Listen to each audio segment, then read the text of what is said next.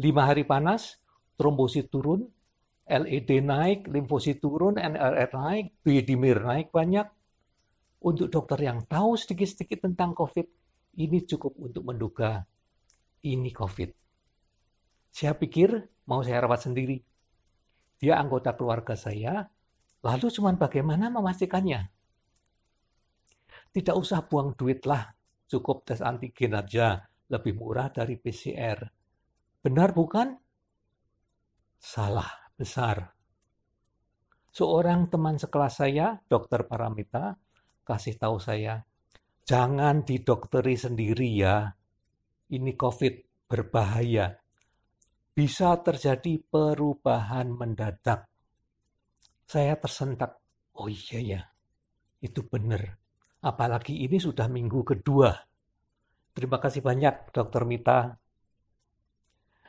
Saya pun segera memikir, masuk rumah sakit.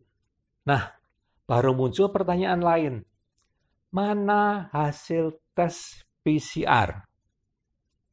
Inilah syarat pertama dari administrasi tentang COVID. Tanpa ini, rumah sakit tidak bisa menerima pasien sebagai COVID. Dan rumah sakit yang khusus COVID akan menolak. Nah, kemudian orang bertanya, kenapa tidak diperiksa aja PCR dari awal? Yaitu untuk menghemat. Kalau lebih awal dites, jangan-jangan cuma flu. Buang 900.000 percuma aja. Kalau swab diundur ke belakang, mungkin terjadi sebaliknya. Tes jadi negatif. Karena kalau sudah 10 hari, maka kadang-kadang tes itu negatif. Nah, inilah yang disebut dilema dari COVID. Terlalu depan kita rugi, keluar duit banyak.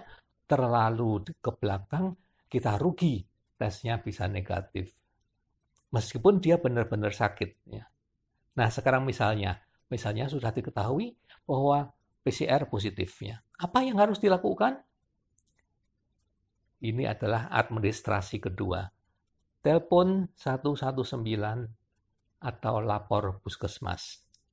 Anda mungkin mikir, wah kalau nanti lapor kita semua dikarantina.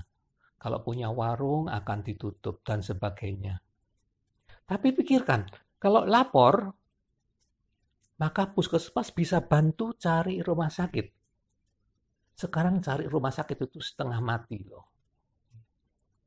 Saya waktu mencari itu kalau tidak dibantu orang, tidak dapat rumah sakit. Semua penuh di Jakarta ini. Jadi kalau tanpa ada bantuan, jangan-jangan Anda terpaksa terus di rumah terus sakit COVID dan sampai mati. Keuntungan kedua kalau Anda lapor, maka semua kontak di rumah akan diswab oleh puskesmas gratis. Dengan demikian, maka keluarga Anda dapat lebih tenang pikirannya. Saya beruntung. Selama waktu yang penuh dengan kecemasan, ketidakpastian, stres, petugas puskesmas Cipinang Muara, yaitu saudari Aulia Shihab, membantu saya dengan sangat rajin dan rapi. Dia yang membuatkan jadwal swab untuk kita semua. Semua yang kontak ditrace, ada 10 orang kontak dan semuanya dipanggil untuk swab di puskesmas. Dia menjadi tempat bagi saya untuk bertanya-tanya. Pada akhir cerita, pasien sudah pulang dari rumah sakit, tapi cerita belum selesai. Karena dia harus diisolasi mandiri sampai selesai akhir masa isolasinya. Dan pada saat itu, dia harus punya keterangan lepas isolasi. Inilah tugas administrasi yang ketiga. Pak RT RW akan selalu minta ini. Jadi ada tugas-tugas administrasi yang harus kita lakukan.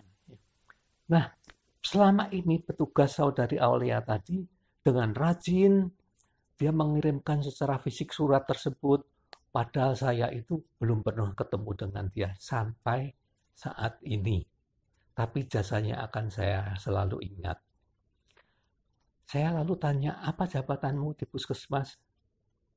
Dia menjawab, sukarelawan. Wah, saya kaget sekali. seorang sukarelawan menjalankan tugas dengan sangat mengagumkan itu. Ya.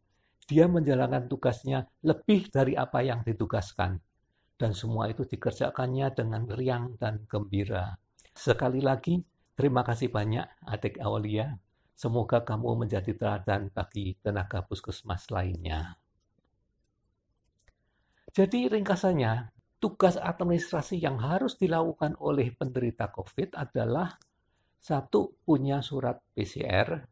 Yang kedua, lapor ke 119 atau puskesmas.